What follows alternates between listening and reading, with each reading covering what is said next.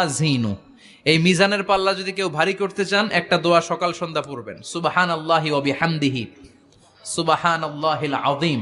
আমার সাথে সাথে আওয়াজ করে পড়েন, সুবহানাল্লাহি ওয়া বিহামদিহি সুবহানাল্লাহিল আযীম, সুবহানাল্লাহি ওয়া বিহামদিহি সুবহানাল্লাহিল আযীম। বিশ্বনবী বলেন এই দুইটা বাক্য জিহ্বায় উচ্চারণ করতে পাতলা, আল্লাহর কাছে বড্ড প্রিয়, কিন্তু মিজানের পাল্লায় রেখে দিলে ওজন হয়ে যাবে, বিশাল ওজন, আপনার ওজনের পাল্লা ভারী করে ফেলবে। সেদিন আল্লাহ মিজানের পাল্লায় জাররা জাররা হিসাব করবেন।